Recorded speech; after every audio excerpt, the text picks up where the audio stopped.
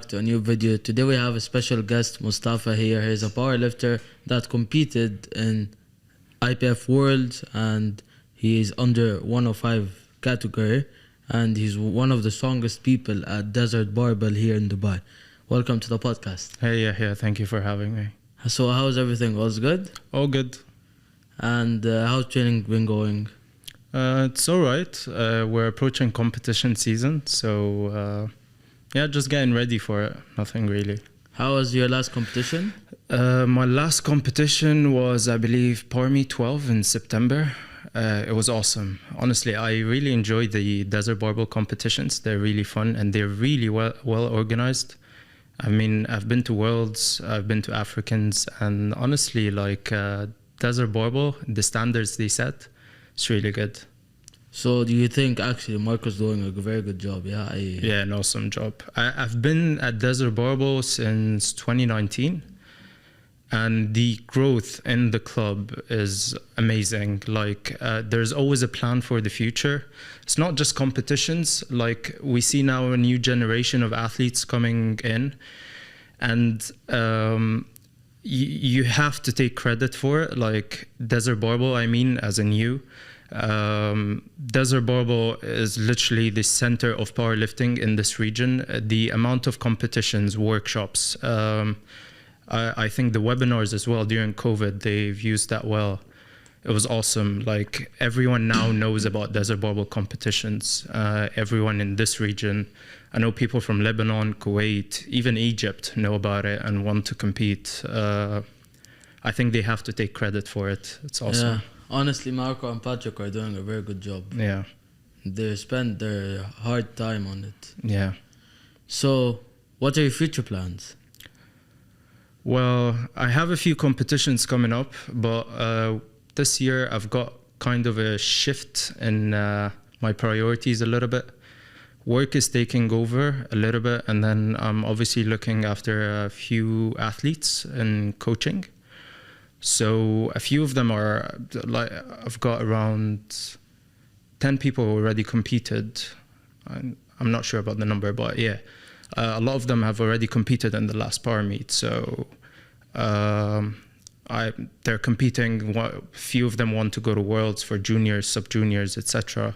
So obviously I would like to help them do that. And yeah, so these are my goals right now. I'm not really looking forward to some of the comps I'm having just due to what's been happening with work and training. So my numbers aren't really going as expected at the moment. But yeah, with this will always happen. You know, you get other commitments in life. You want to get married and other stuff in here and there. So, you know, training is going to take the back seat for a while. But yeah, I have Worlds in June. I'm not sure I'm going to go to that. It's in Malta. So I'm already nominated there. And then there's the Arab Cup, I think that's the name. It's in Lebanon in July. So that was in my plans. So I still want to weigh it up. You know, you don't want to go to a competition and not have fun and go all the way to that country. You got to weigh it up and see, like, is it going to be fun? Am I going to enjoy my time there? But will you have the availability to take time off from work to do the competitions? Yeah, always. It's always free. Yeah, I always find a way. Nice. Good luck with your marriage. Thank you. Will I get invited? Sure. Okay. Will it be in Dubai or in Egypt? I'm not sure. There's no set date until now or place. Okay. Anyways, good luck. Thank you. So, what are the best placings your athletes got? I have my brother. I don't know if you know. People didn't figure he was my brother until later on, a few months. His Instagram is Hamukshi. He got third place in the, it was a very competitive 74 category last power meet. I've got, what was it? Obviously there's myself. And then I've got Kareem. I think he didn't place in the 93s. Hamad, he placed in the -120, he got a second. It was power meet 10, power meet 12 or 10. I'm not sure. I've got Kareem. I used to coach him, Coach Kareem. I used to program for him. Yeah, I used to program for him in Desert Barbell Classic. I'm not sure, he placed 5th or 6th. Not It was the last one, yeah. And it's a 700 total and 93. It hasn't happened until now, except for Kareem and Adam Falat. Yeah, And I think Adam also Falat hit it has at the a 105 as well, not in the 93 category. Yeah, he weighed in like 93.4, but still in the 105 category. Nice. But yeah, Kareem hit that 700. Adam Falat was an 800, just to clarify. Kareem always, did he ever compete in IPF Worlds? No, so he's been nominated, but he was supposed to go last year, and obviously, as I said, like you get a shift in priorities at some years. So obviously, he had other priorities in life, so he couldn't be there. He was nominated for 1 year or 2 years? No, you get nominated before the competition. So you got nominated by your country, and then that's officially that you're ready to go. You're ready to join the competition, obviously pending the payment and the membership and other stuff. And he was nominated for that comp, but he didn't apply for the next year. He didn't get in touch with the Egyptian coach. Okay. So he was nominated in it was in Sun City Worlds. It was last year. Yeah, he was nominated for that, but he didn't show up because, other priorities. So what gym advice would you give for people that are starting out or want to try powerlifting generally? So honestly, with beginners, a lot of the let's think about it as if it's any other sport. Let's think about it as if it's tennis. You can't just start playing. You need to know the right technique for every movement. You can't expect to hit the ball the hardest at the end of the court all of a sudden just because of pure power. You need to know the right technique to do it. So powerlifting is not just about strength, it's about the skill of producing that strength. You need to learn that skill. And like anything else in life, to learn that skill, you need to train it and do it frequently. So with everyone starting out with the gym, obviously after getting past the consistency point and that you need to go 3, 4, 5 times a week, you need to eat right, you need to sleep right. After all of that, we're just talking about the sport. You need to learn the technique and do it over and over and try to make it better. See where, for instance, anything lacking on a deadlift, if your back is breaking form at any point of the lift, your chest collapsing on a bench press, your back breaking form on a deadlift, you need to try to better that each and every single time and learn from everyone there. Something that really helps is asking questions from the right people. There are a lot of experienced people in our gyms. Obviously not mid-training while everyone is training, but in their free time you can ask questions. And they will always answer, I know. Yeah, people are really nice in the community. Like no one is rude and no one is like, we've had this in other communities in like the bodybuilding community. I'm the only annoying one. You're not annoying. But yeah, like I don't know, like everyone here is humble. Everyone just speaks from their heart and everyone is nice. Everyone has time to answer questions. Not in personal training. Dan and Patrick are annoyed for me because I always ask questions while they're training people. And yeah, well, obviously that's their line of work. You can't, a customer paid them to provide the service. You can't interrupt the service because it reflects badly on them. And they're helping other people. So he's just a customer like you, but he rented that free time of them, so they gotta give them what they need. But yeah, otherwise, whenever someone is just there, man, like you won't even realize it. I don't think you believe this. Up until this point, I still ask Dan and Patrick for advice. Whenever I'm going to Worlds, I film my squats from the angles which are most crucial for depth. And I sent it, I think even 2 days ago, I sent a video to Dan asking if the depth is all right. And I don't pay Dan to do this. They're my friends. They're nice people, and they help me. Like they're really happy to help anyone.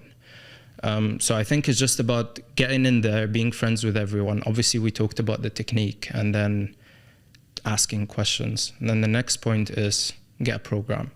If you're just dreaming about being strong, not having a plan, you're not going to reach there. You need a program. You need to Yeah, learn the I basics agree. of programming. When I took a program with Dali, it was like a whole different thing. Yeah, and like with beginners, man, you don't need like that special magical program. You just need a program that realizes all the factors and just incorporates the right amount of stimulus for a beginner, which is not much, and then you'll progress.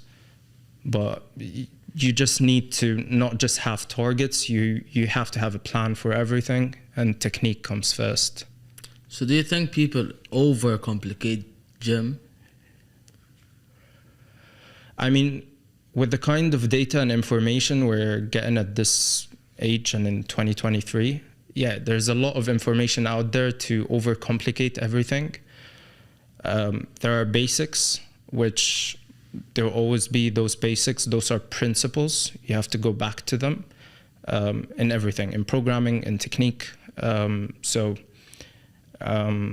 Those basics need to be mastered. That's the basis of everything. And then you can research to learn other ways, because obviously there are multiple ways for everything, including programming. But yeah, if you take that approach, you'll never be, if you're ever lost, you can go back to the basics. That's something that Dan has taught me over the years. If you ever get lost, you go back to the point of reference, which is the basics. We've learned the principles. But yes, if you just join the gym and start reading from everywhere, try to incorporate everything at the same time, your brain doesn't have that capacity. It can't do that. So you need to realize what the principles are first, and then master them and use them for future reference points. So when do you think is the right time to start a powerlifting competition? Like after how long of training does someone be able to compete in a competition in powerlifting? I've always had this answer. It's as soon as possible. It's always as soon as possible. First of all, there's this fear that you build up from competing in any sport. The night before competing for the first time in any sport, even, I don't know, the night before talking in front of your school, you're not going to be able to sleep. You're going to be sweating and you're going to be overthinking it. You need to get past that barrier of fear. Like you need to get past it. And the best way to do it is to do it. So you will need to do the competition as soon as possible. But as soon as possible comes after the technique. You can't go in the competition not knowing the technique and the rules. Sorry, I have to add that. So you need to know the rules of the competition. You can't just go in and do whatever you want, because there are rules for everything. And you need to know the right technique not to hurt yourself. But given that you will always be working on technique, I've been lifting for about 10, 11 years now, and I'm still working on my technique. You will never master a perfect, most efficient technique ever. It's always, there is always room for improvement. So you can't say I will compete after I hit those numbers or I master my technique. I think just compete and then see from where to go from there. Yeah, but you need to master some sort of principles for the technique first. Like you see a lot of videos of people deadlifting with a fully rounded back. Like there is no principle there at all. That they don't even realize that your back needs to be straight. It's just pulling the bar up to lock out. You can't have that in a competition. You can't do that. You will hurt yourself if you keep, because in that competition, you get that energy that you want to put more weight. And the adrenaline of people shouting. Obviously. And then you can hurt yourself. So you don't want to get there, like obviously safety first and everything. So you need to learn the skill, the skill itself. You're not going to master it fully, but after you learn the skill, you learn the rules, you go and compete. And that by itself, it's not just getting past that fear barrier, but you will realize if you continue in this sport, experience does play a massive difference in competing. It's not your first competition that will count, the second, but it's all of them together, building the knowledge of how to deal with certain stuff in certain circumstances. If you're competing with someone, I've competed against someone in every kind of meet in my category, someone that was close to me. And then sometimes it comes down to the last deadlift. So whoever pulls this wins. You know, the mind games in the last deadlift, you can change your attempt again. So you need that experience. You need to have done it before to know what to do if you are stuck in a sad place because he's pulled his last deadlifts and you think you can't pull your last deadlift. You need to know how to feel, how to react. If someone is stronger than you on squats and you're stronger on bench, which is obviously most of the case with me. Yeah, your squat and bench are like not that huge of a difference. Okay. Is that an insult? No, but yeah, it's true. But yeah, if you need to know what to do. Like if you, normally what I would say, like if you're competing with someone and he's stronger than you on a lift and you're stronger on the other lift, on the weak lift, do not miss an attempt. Do not gamble. Get as many kilos as possible safely without gambling. And then on your strong lift, you can gamble there. You can push it a little bit there. Yeah, I think people gamble too much in powerlifting competition. Yeah, it's people having, the whole sport is about managing expectations. So I think in powerlifting, people basically have high expectations of themselves. You get a lot of people saying, I want to be world champ. But you don't get a lot of beginner footballers saying, I want to be better than Messi. It's a bit weird. It's like people just start a sport and they don't realize how outrageous sometimes their expectations are. And it's fine to have big dreams and ridiculous dreams. I totally support that. Yeah, But I think you can do the IPF World as a huge goal, but start with a power meet and then do maybe a competition around like your country. Yeah, and then you can do. It's just breaking them down into smaller goals and earning the right to dream that big. You can have those dreams in front of you, but have you earned the right to be? Everyone wants to be world champ. Everyone wants to be the strongest in the world. Have they worked enough? Are they willing to work enough harder than everyone else to be the strongest in the world? Are they willing for the high amount of time? Yeah, exactly. It's a lot of sacrifice. Most people I notice, they want to do a IPF World. They're like, in 2 years I want to compete IPF World. I'm like, it doesn't work that way. Remember when I talked to you about Jay Cutler and Ronnie Coleman? I told you it's a waste of time. You told me like Jay Cutler lost like 7-8 times to Ronnie Coleman, then he won. So yeah, it's like it takes time. It's not like this. Yeah, and like if we're speaking about the reference of bodybuilding, I have huge respect for athletes in bodybuilding. Like, imagine working your ass off an entire year, a whole year of building muscle and technically going very close to failure every single time, being in pain for a long time. They sleep at like 7 p.m. and wake up 4 a.m. And going, yeah, your whole life is based on building certain muscles, the weaknesses that were pointed out last year, so you fill them out. And then you come back this year and you still lose. Why would I come back next year? Why would I repeat it next year? And then he does it again and he loses. And then he does it again and he loses. And then he finally wins. Like, you don't get the feeling that he feels when he wins or loses, but it's massive. We will never understand it. It's a lot of sacrifice and commitment. And yeah, everything in life is like that. Like, unfortunately, you have to work hard. You have to get outside that comfort zone. And if you want to be the biggest, the strongest, the fastest, you need to work better than everyone else because everyone's trying to be the same. So it's not just having the dream. Everyone dreams the same. It's the right amount of work and working harder than everyone else. So do you think people should listen more to their body rather than just working too much? Because I feel like there's people who've been like on a program for like 5 months and they don't take a deload. They're like, oh, I need to. And then they're like, no, you need a deload and you should do it. It depends, because a program can incorporate some sort of taper inside. But if we're talking about, because that question is like multiple questions inside a single one. So if listening to your body is a subjective thing, okay? You can listen to your body in the right way or in the wrong way.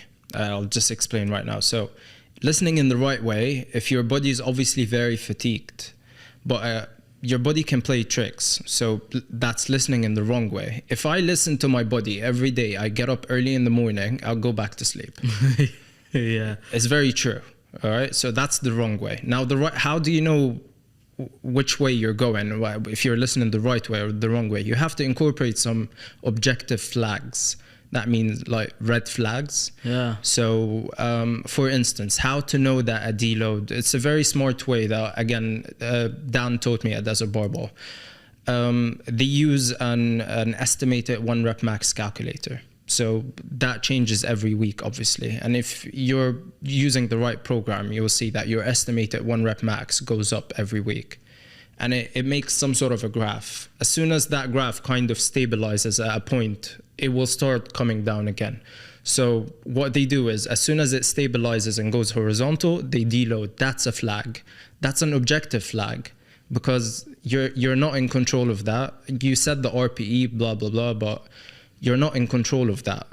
Okay, so that's something that that's not subjective. That's listening in the right way. But listening in the wrong way is, I have 5 sets of back-offs, I feel tired and I feel like I should go sleep, and doing 2 and skipping 3. That's listening the wrong way. And again, you didn't have a flag there. You didn't have an objective flag right there. So that was a wrong manner. So it's a balance. You need to think objectively to know if you're listening in the right or wrong way. Now, the other thing about deload, again, it depends on the program, really. Yeah, but for probably it's like nearly impossible to do a 12-week program and then do 1 week deload. It's probably like every 4 to 8 weeks. Have you ever done a 12-week without a deload?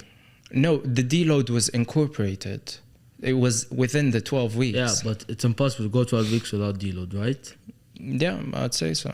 I don't think it's possible, but given I'm speaking about proper programming, so I'm speaking about factors being considered, like volume, intensity, frequency, fatigue, other factors being there.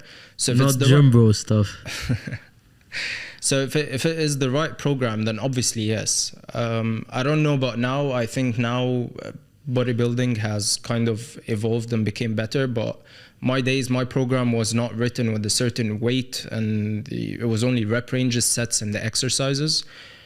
There was no deload there. So because obviously the weight was not selected and the intensity is not there. So it doesn't say 4 times 12 on bench press at 8, like in powerlifting, or at 20 kilos, like in powerlifting. It just says bench press 4 times 12.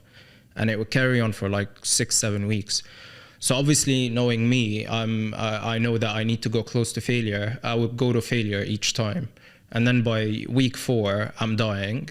And then I'll continue. If it's a 5-6 week, I'll finish it. But I'm dying, and my weights will come down by week 5 and 6. And then you notice then you need a deload. Okay, yeah, obviously. But that should be incorporated in the program. The program should tell you, go close to failure. It should tell you the intensity as well. That's what I'm saying by proper programming. The proper program should have the intensity mentioned and when the deload is needed. So what do you think, how important is having a program and a coach? It's very important to have a program. It's very important to have a coach if you don't know what you're doing. So, again, that's 2 questions in one. So a program is literally the way forward. It's the way to doing stuff. So imagine you have a car and you have no roads. You'll go nowhere. So the program is literally the road to go anywhere. Okay? It's the stimulus. So without exercising, you don't get stimulus. So you don't get stronger. Nothing tells your muscle, get stronger, get bigger. So that's the program. That's doing the program. Okay? Now, having a coach, I think it's very important, and I think it's more important at a high level than, well, it is as equally important, to be honest. I think as a beginner, like you can do first 2-3 months alone, it's fine. You could just start, and then you could. So it depends on your level of research. I have athletes who constantly watch videos of top athletes, and they know who to watch based on them being interested in the sport. Those athletes already come to me with feedback. I heard Jamal say this. I heard Russ do this. Like they say those stuff in their videos. So that is fine. I don't think they need a coach to coach them about technique that much, because eventually they will get the right technique. They'll do it correctly to a certain point. But having a coach is important. I'm not discarding that at all for beginners. I think having a coach for a beginner is a huge bonus. I'm talking about the need for a coach.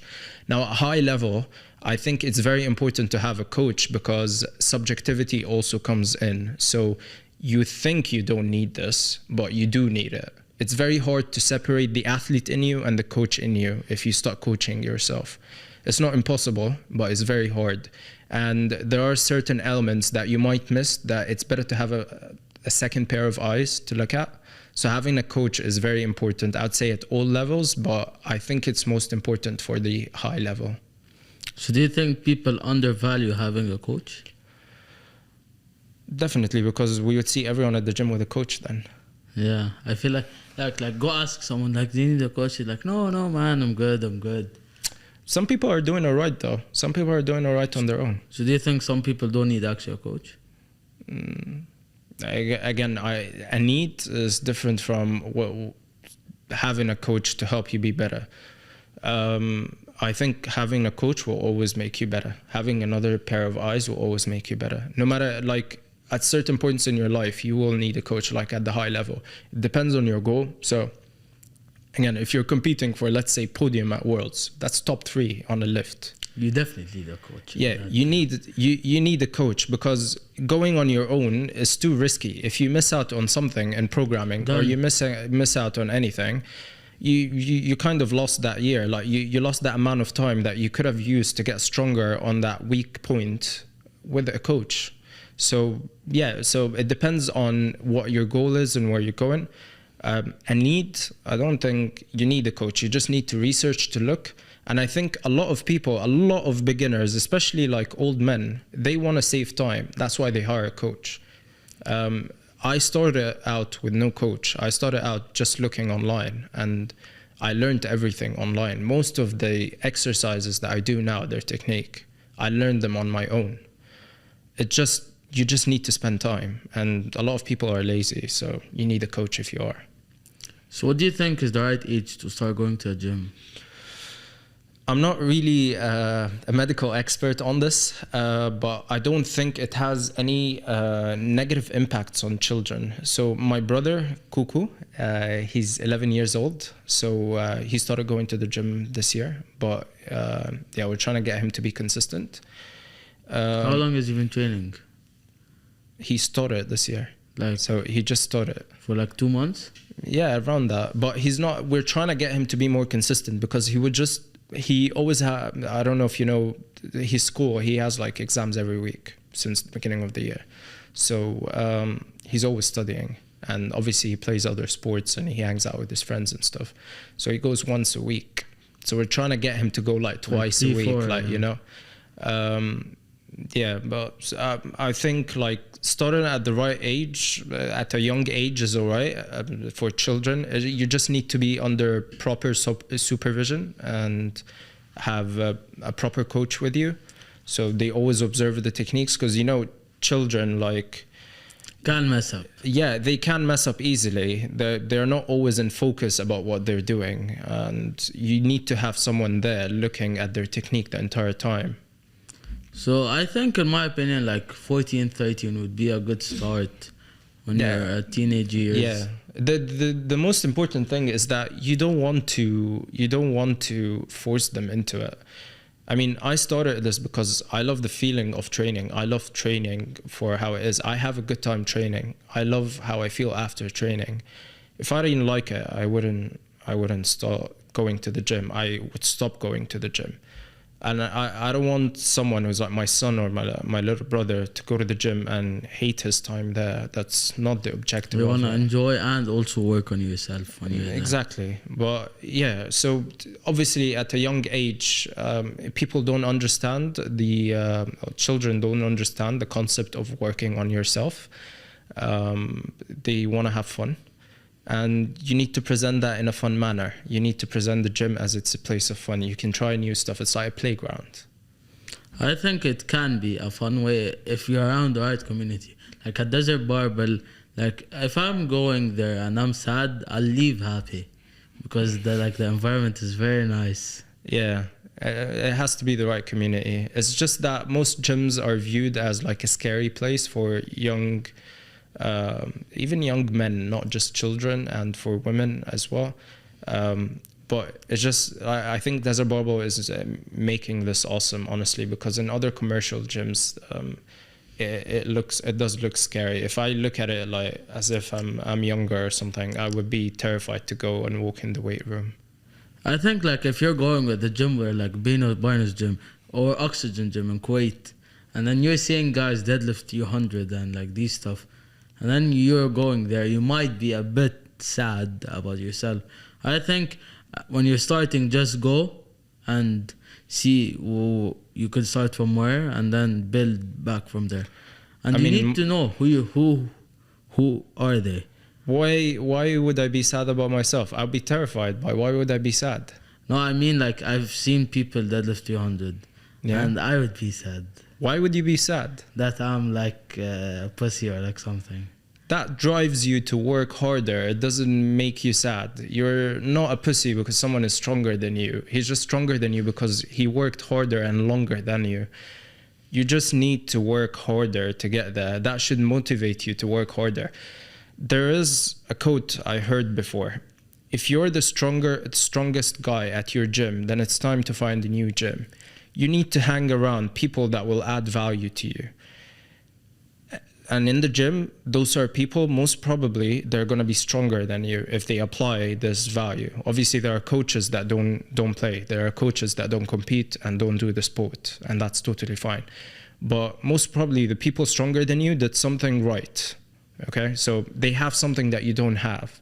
So you need to hang around those people, learn from them, because obviously the result is in front of us. And from there, you can learn and be stronger and deadlift 300, hopefully. But being sad doesn't, you need to move forward all the time. You can't let the emotion take over. Always just look at the good part of everything. So if someone is benching 200, deadlifting 300, squatting 300, that just motivates me. I'm happy for them. Obviously, I'm sad I'm not doing that. I'm not in their shoes, but I want to be them. I want to do that. Then I'd hang around them more. They teach me. Eventually, I'll catch up and they'll teach me. So yeah, I always try to hang around people that are stronger than me. So what was your experience in IPF Worlds? I was very nervous. So it was always a dream of mine to compete at Worlds, honestly, since I started powerlifting. You started at 15, right? I started lifting at 15, so it was bodybuilding mostly, and then so I incorporated I competed first in 2016 in the UK before doing powerlifting, but I was doing lifting. You did before. a bodybuilding competition? No, it was a powerlifting competition, okay. But I never competed in bodybuilding. So I obviously knew how to deadlift, how to squat, and how to bench. But like I was bodybuilding, so you weren't like a powerlifting program? No, I was never on a powerlifting program before 2016.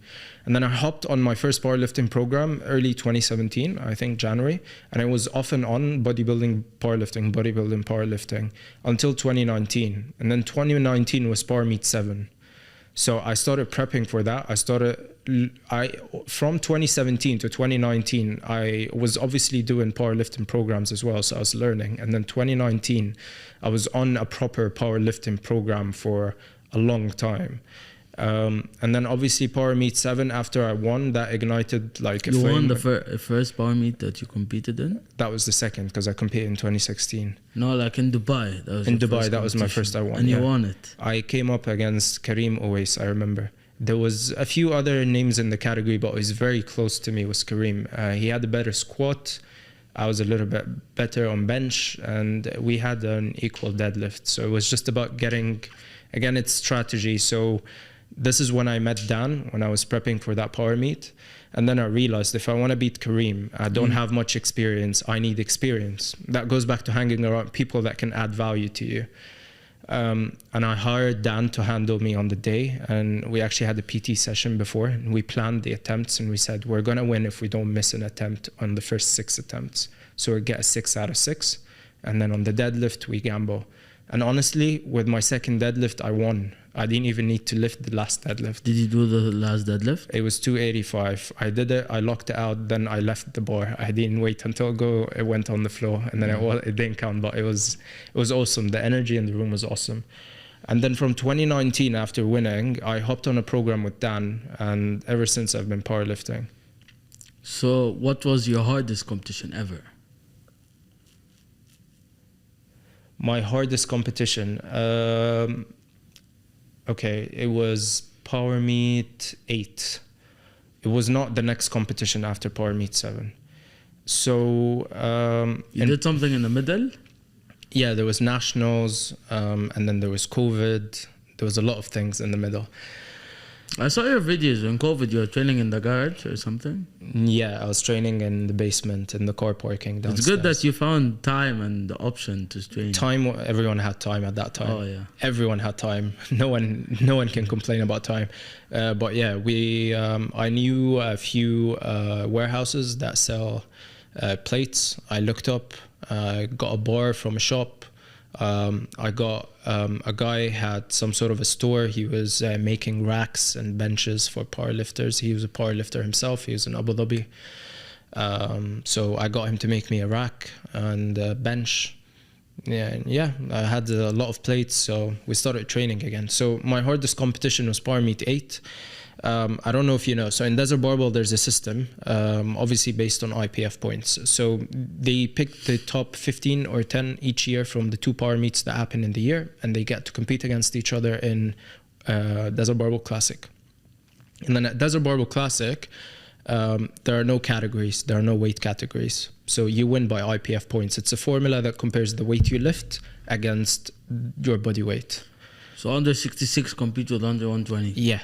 But there's a formula that makes this fair. Actually, the formula is more fair to the lightweight than the heavyweight. So it's not really a straight line on a graph. So it's like a slope. But so it favors lighter weight. They've adjusted the formula multiple times. It's now more fair than before. But yeah, anyways, so I was top 5.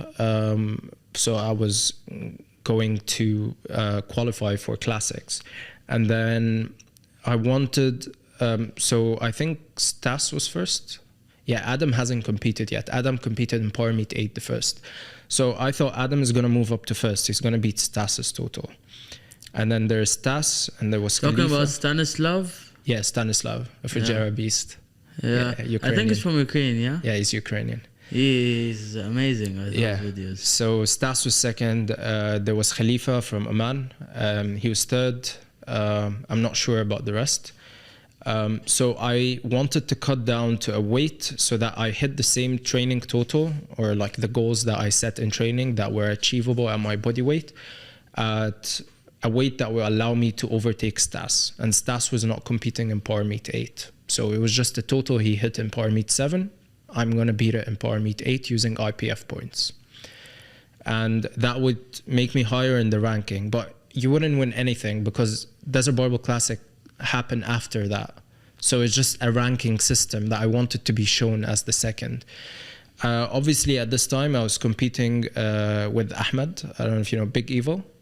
So, Big Evil Ahmed. Yes. That guy is very funny. Yeah. When I was competing, I was commentating on the first one. It was very nice. We were competing, and he was in the 83s, and I was in the 93s.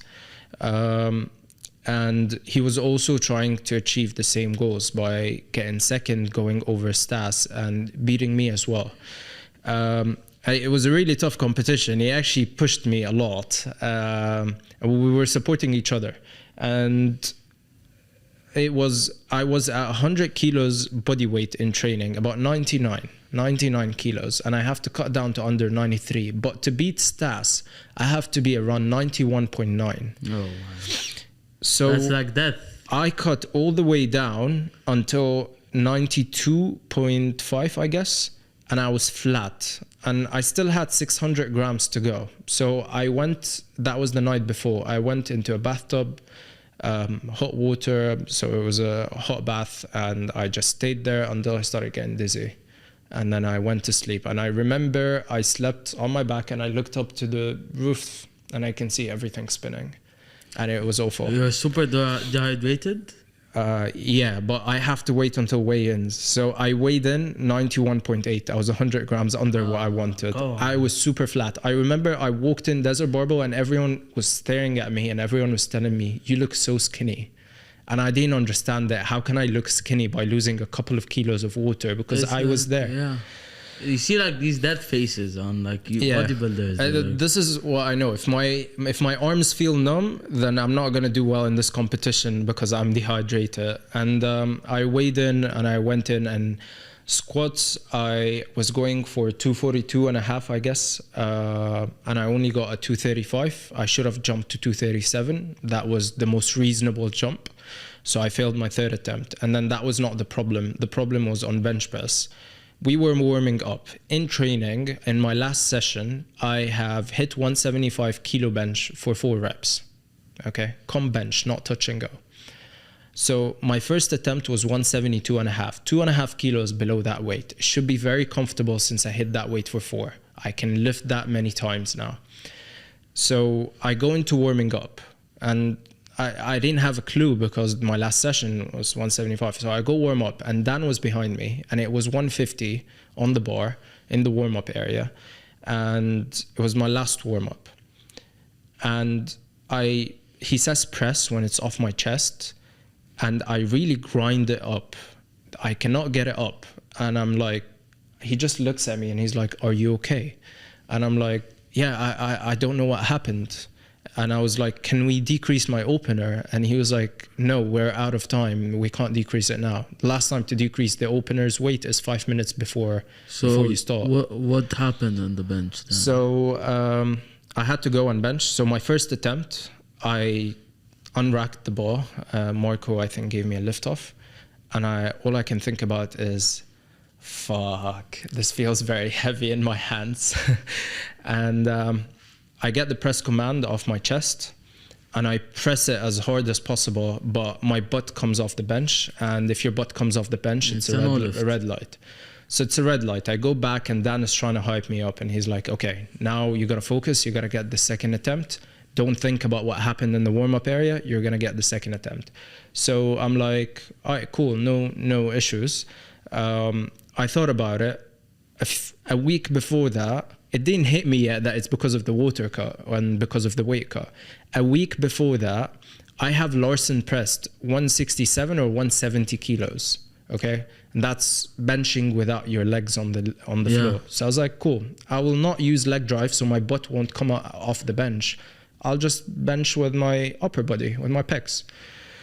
And then Dan sees me thinking while he's speaking, and he's like, Mostafa, what's wrong? What are you thinking about? I was like, I can Larson press this. And he's like, no, don't. I was like, I'll bench it with my upper body. And he's like, don't. Is it possible to Larson press? No, you have to have your legs on the floor. But what I meant is I'm not going to use any leg drive so my butt doesn't come off the bench. Okay. So he advised me against it. And because obviously back then I was young, I was like, I'm going to do it.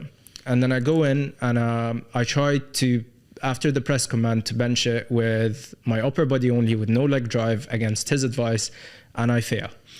And then I go back in, and he's trying to hype me up again, and he's like, your back is against the wall now. Now you need to show your character, all of those things.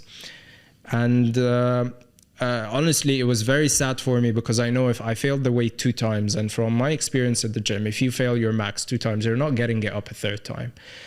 And did you get the 3rd one or not? So if you don't get the 3rd one, you bomb out, you don't get a total. Yeah, so you're disqualified. That's it. That's the end of the day for you. Even if you break a record before, it doesn't count anymore. So I go in the 3rd one, I say all my prayers, everything, and I go in the 3rd one, and I get the press command, and it's coming off my chest, and I still believe I won't get it. And obviously this is a mistake. You have to believe that something will happen in order to have a chance to get it. And then it comes to my triceps, and I'm like, wow, my triceps are extending. And then I extend one and then the other, and all of a sudden I locked it out. And then I get the rack command, and I've saved the day. So you got it? So I got it. I didn't bomb out. And then deadlifts, I get the 1st, the 2nd. I'm not sure if I got the 3rd attempt. Oh, I didn't go for the 3rd attempt. And I still won, but I didn't achieve my goal, which is going above Stas. I was actually still 5th or dropped to 6th. I still won my category. I still got gold in my category.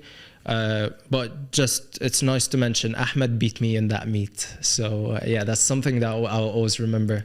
So yeah, it was one of my toughest meets. I think I didn't answer your question about worlds. Yeah. Yeah, if you wanna cut it and put it back in the other question, because we skipped the whole question. No, it's fine. So Worlds was actually a very interesting experience. So it was always a dream for me to compete at this level. So Adam Falat was traveling for me. He was representing the UK 93s, and I'm representing Egypt 105s. And no one has actually traveled with me from Egypt. So he went with you from Egypt to? No. We're here in Dubai. He traveled, I think, a day before me. But you met there, yeah, at the hotel. Yeah, we were in the same hotel. So we met there. He was there with his wife. We actually had a very good time together. He's competing a day before me. So obviously he has the UK team, the entire team, so they can handle him. But he asked me to be there with him as well, so I can handle him too. And I remember Adam is a very experienced lifter. He has a few years on me, like a few years of experience in competition on me. I remember I see Adam going in for his first squat. He walks to the platform, looks at the judges, and then sees the cameras and the lights in front of him, and Adam just stopped there. And then he does his lift, he comes out, and I can see Adam shaking. And I've competed with Adam a lot of times. I've never seen Adam nervous in a competition like this. This was the first time. And all I can think about before he goes to the second attempt, I can see my knees doing this, and I'm not even competing. My knees are shivering, and it's not even my competition day. Do you think actually stress really matters a lot in that situation? Yeah, obviously you need to be composed. You need to remember the cues that you were doing in training in order to perform the same. If you get very stressed and you forget about everything, you're not going to perform. So yeah, it was very interesting because I was very nervous and I wasn't even competing. It was Adam. And I remember we finished the competition. Adam did well. He got top 10 in the 93s, and it was my turn the next day. And at night, he came to my room and we were chatting. We were watching, there was another flight that night, so like people competing, so we're watching it on the live stream. So did Adam handle you or not? Yeah, Adam handled me. And then at night, we were talking about his experience, and then he's like, it's your turn, save some of your nails because you're gonna eat them tomorrow. And then we went the next day. I woke up, I set my alarm like a few hours before weigh-in, just so I can say my prayers, I can take a walk, I can pack, I can have everything ready. And I woke up before my alarm, like an hour and a half, 2 hours before my alarm. It happens with me a lot when I'm like on a happy day. I'm like, I wake up before even the alarm says. Yeah, and I can't go back to sleep. Like I try my best, but I can't. And then I go down in the lobby, there's the scale. So I go down in the lobby, I weigh myself, and I'm about 101. I'm under my weight category by 4 whole kilos. And normally I train at 103, 104. So I'm like, oh, okay. So I text everyone at Desert Barbell. I know it's too early in the morning. I text everyone. I was like, should I eat? Do you think it's good if I eat way before my weigh-ins? I weigh my food with me. And this way I know it does not exceed 105, my body weight plus the food. You have a weight scale with you when you went there? No. I took my food on the plate and I held it and I stood on the weight scale with my food to check that I'm not 105, including the plate's weight. And it was still way under. Like I weighed in, I remember it was 102.3 or something, 102.2. So I was even after eating, so that was fine. And I think it's fine if you don't have like an oats or like sweet potato, like something that takes a long time to digest. Like I think if you have like white rice, some banana, it's fast. Food before meat is it's a huge topic. Let's talk about that like a little bit later.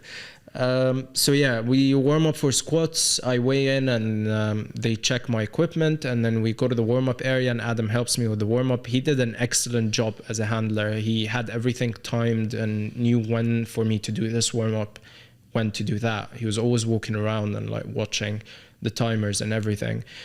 We did very well on squats, and then on bench, obviously I had a shoulder pain before that comp. So that came back on the second attempt. So I only got my first attempt. So I fell about 12 kilos short of my target, which is fine. It's my first competition at Worlds. It's another system. World. Yeah, it's not like competing at Desert Barbell or competing in a continental competition. It's This is the big thing. You walk on the platform and there's a million light bulbs facing you and a lot of cameras in front of you and a lot of people in front of you. And my only thought, because I've planned this, my only thought process the night before is I don't want to see any of those because they're going to throw me off my game. I'll not remember how to squat. So I'm going to go in, I'm going to put my hands like that, and I'm going to pray to God until I walk to the rack. And once I walk to the rack, I'm going to lock eyes with the referee in front of me and not look at anything else around me until I unrack the bar and he gives me the squat command. And this way, I'll not get nervous. Confidence. Yeah, because I'm not looking at everything that's going to make me nervous, that I know made Adam nervous the day before. And it worked. By the third squat, I was like, yeah, let's go in again. Let's go in again. Like, I want to be on the platform. It's the adrenaline, but now you know you're not going to get nervous because you've already done it a few attempts before. So did anyone get interviewed backstage? Well, at Worlds? Like news, like, hey, champ, what do you think? Yeah, it was streamed on the Olympia channel on ESPN, I guess. Really? Yeah. It's big. It's getting bigger every year, actually. So it's nice. So what do you think, who was your toughest opponent in the IPF Worlds?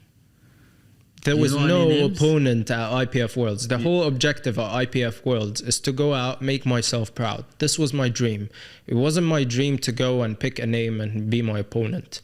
My dream was to go out, go on the platform, put the best performance and have fun and live my dream. Imagine, this is something you're thinking about when you're a child or when you just learned about powerlifting. You're achieving it. You want to have fun. You want to have that feeling of, wow, I'm doing what I thought I could not do, or I thought I want to be one day. I am that person. You want to have fun. You don't want to think about anything else. Maybe in the future, I will have some rivalries here and there, but I need to push my ranking up a little bit. But that first one, this one is just to perform well, not bomb out, not fall on my face with the bar on my back, have fun. That's all. What was your placing in IPF Worlds? I thought I got 16th. I got 17th because my last deadlift was disallowed. So I looked at the rankings before. So my last deadlift was 2-1 white, and then the jury disallowed it. So 221? they overturned it. Huh? 2-1, 221 kilos? No. It was two whites. Oh, 2 whites and 1 red. Yeah, okay. yeah. And then it was overturned by the jury.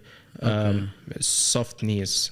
But yeah, it was overturned. So before that, I was 16th, and then I dropped to 17th. How many opponents were there? I think it was around 22. I'm not sure. It 22 opponents. Yeah. Oh, that was good. What country was it in? It was in South Africa, Sun City. And how long did you stay there in South Africa? I usually like going before the comp by at least 3 days. So I went 3 days before, 3 days before, and I stayed one extra night after. And then I traveled I traveled that night. So about five days. That's very good. What's the summary of advice would you give to people that just want to start going to the gym? What do you think the overall advice you could give them? That just want to go to the gym. Yeah, just want to go to the gym. I mean, look,